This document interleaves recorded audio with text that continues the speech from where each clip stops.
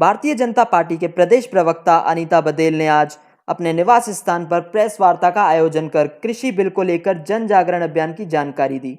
इसके साथ ही उन्होंने बाबरी मस्जिद को लेकर आए अहम फैसले का स्वागत करते हुए इसे कांग्रेस का षड्यंत्र करार दिया। बीजेपी की प्रदेश प्रवक्ता और अजमेर दक्षिण से विधायक अनीता बदेल ने आज जानकारी देते हुए बताया कि देश की सर्वोच्च न्यायालय ने बाबरी मस्जिद को लेकर अहम फैसला सुनाया है, जिसमें साफ हो गया है कि इस मामले में भारतीय जनता पार्टी का कोई लेना देना नहीं और बाबरी मस्जिद ढहाने को लेकर कोई योजना नहीं बनाई गई थी, लेकिन इसके पीछे कांग्रेस व विपक्षी दलों का हाथ था, जिन्होंने इस मामले में बीजेपी के नेताओं का नाम लगाया। लेकिन अब सुप्रीम कोर्ट ने सभी को बरी कर स्पष्ट किया कि इसमें कोई भी बीजेपी का नेता शामिल नहीं था। का जो फैसला आया है, ये जो ऐतिहासिक फैसला है, ये ऐतिहासिक फैसले ने साबित कर दिया कि भारतीय जनता पार्टी के नेताओं पर जो केस दायर किया गया था, जो आरोप लगाए गए थे, वो बेबुनियाद थे। जो क्रिमिनल आरोप लगाए गए थे, उन क्रिमिनल आरोपों के पक्ष में विपक्ष के लोग कोई सबूत पेश नहीं कर पाए।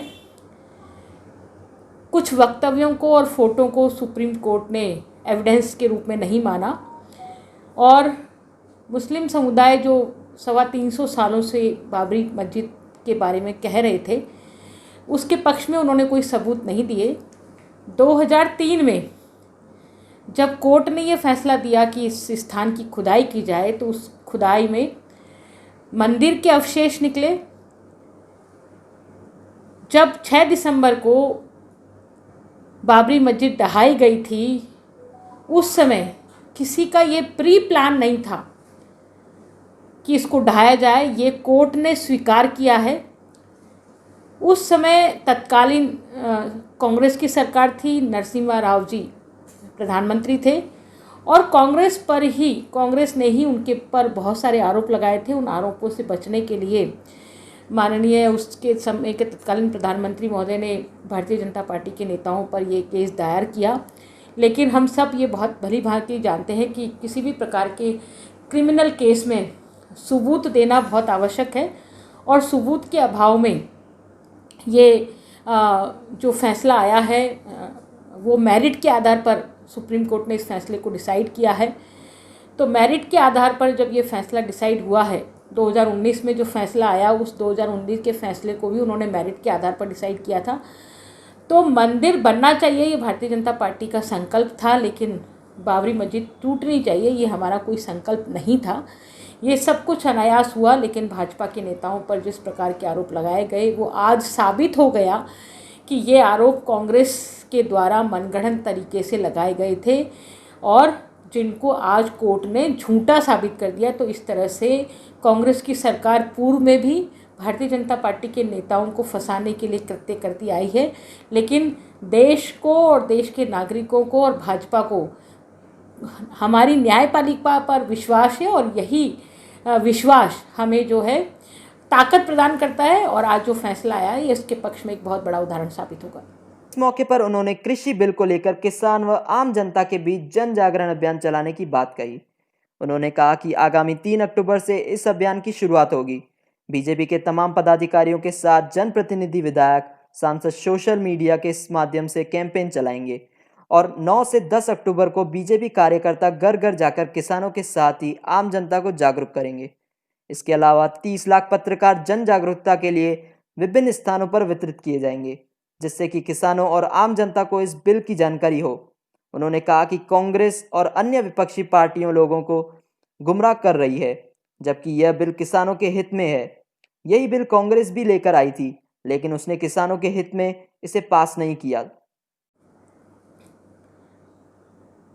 माननीय नरेंद्र मोदी जी की सरकार द्वारा संसद में किसानों के हित में जो कृषि कानून बनाए गए हैं, उनके विरोध में कांग्रेस प्रदर्शन कर रही है और जिस तरह से माननीय मुख्यमंत्री महोदय राजस्थान प्रदेश और राजस्थान के प्रदेश अध्यक्ष कांग्रेस गोविंद सिंह डोटासरा जी ने जो राज्यपाल महोदय को ज्ञापन दिया है, उस ज्ञापन में जितनी चीज़ें उन्होंने झूठ और तथ्य तोड़ मरोड़ कर प्रस्तुत किए गए हैं, उन सब को लेकर के भाजपा एक जन जागरूकता अभियान चला रही है, जिस अभियान की शुरुआत आज से हुई है। हमारे प्रदेश अध्यक्ष माननीय सतीश पूनिया जी द्वारा आज फेसबुक लाइव के माध्यम से किसान के पक्ष में बने हुए कानूनों के बारे में जानकारी दी गई और इसका आने वाले समय में कैसे प्रभाव पड़ने वाला है। 1 अक्टूबर को हमारे केंद्रीय मंत्री माननीय गजेंद्र सिंह जी खींवसर, अर्जुन जी मेघवाल साहब और कृषि राज्य मंत्री कैलाश चौधरी जी द्वारा फेसबुक लाइव का कार्यक्रम किया जाएगा, जिसमें प्रदेश के पदाधिकारियों द्वारा भी फेसबुक लाइव होगा। 2 अक्टूबर को सांसद, पूर्व सांसद और हमारे अन्य पदाधिकारियों द्वारा फेसबुक लाइव के माध्यम से किसानों को जागरूक करने का कार्यक्रम किया जाएगा। 3 अक्टूबर को हमारे राजस्थान प्रदेश के विधायक और पूर्व विधायक और जिले के पदाधिकारियों द्वारा सोशल मीडिया के माध्यम से अधिक लोगों को जागरूक करने का कार्यक्रम किया जाएगा, जिसमें किसानों के साथ आम जन भी सम्मिलित है। 9 और 10 अक्टूबर को भारतीय जनता पार्टी के प्रत्येक कार्यकर्ता द्वारा प्रत्येक बूथ पर 50 से 100 घरों पर जनसंपर्क करके इस कानून के बारे में जानकारी दी जाएगी और साथ ही भारतीय जनता पार्टी पूरे प्रदेश भर में 30 लाख पत्रक जन जागरण के माध्यम से बांटने वाली है। मैं सिर्फ इतना कहना चाहती हूँ कि 70 सालों तक राज करने वाली इस कांग्रेस को किसानों का हित ध्यान नहीं आया। मैं यदि इतिहास में जाना चाहूँ तो पुराना इतिहास नहीं है। एनडीए की सरकार 2014 में बनी, उसके पहले यूपीए की सरकार 10 साल तक रही। उस यूपीए की सरकार के कार्यकाल में 2007 में कृषि नीति बनाई गई। इस कृषि नीति में स्वामीनाथन आयोग की सिफारिशों को लागू किया जाना था, लेकिन तत्कालीन प्रधानमंत्री मनमोहन सिंह जी ने स्वामीनाथन आयोग की जो सिफारिश थी कि प्रत्येक फसल का औसत न्यूनतम मूल्य 50% से अधिक होना चाहिए, उसकी लागत का 50% से अधिक होना चाहिए, लेकिन ये मनमोहन सिंह ने नहीं माना कृषि नीति बनाते समय। लेकिन जब यूपीए की सरकार चली गई और एनडीए की सरकार केंद्र में आई तो माननीय प्रधानमंत्री जी ने शुरुआत से ही स्वामीनाथन आयोग की रिपोर्टों को एक एक करके लागू करना प्रारंभ किया और आज प्रत्येक फसल का औसत लागत मूल्य से 150 गुना अधिक न्यूनतम समर्थन मूल्य है। चाहे सॉइल हेल्थ कार्ड की बात की जाए, चाहे किसान क्रेडिट कार्ड की बात की जाए, चाहे कॉन्ट्रैक्ट खेती की बात की जाए, चाहे किसान सम्मान निधि की बात हो, हमेशा कांग्रेस ने इन कानूनों का विरोध किया और किसानों को मजबूत करने की कोशिश नहीं करी, जिसके कारण से आज एनडीए सरकार को ये कार्य करना पड़ रहा है। लेकिन जनता और किसान भाजपा के साथ खड़े हैं और यही कांग्रेस को पच नहीं रहा है।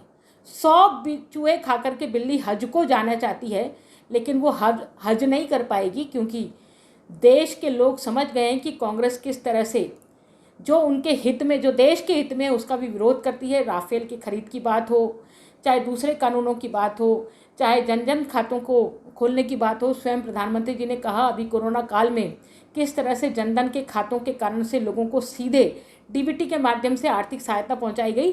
तो इस नाते से कांग्रेस की इन कालू करतूतों को जन जन तक पहुंचाने के लिए भाजपा ये अभियान चलाने वाली है और ये 10 अक्टूबर तक ये अभियान होने वाला है।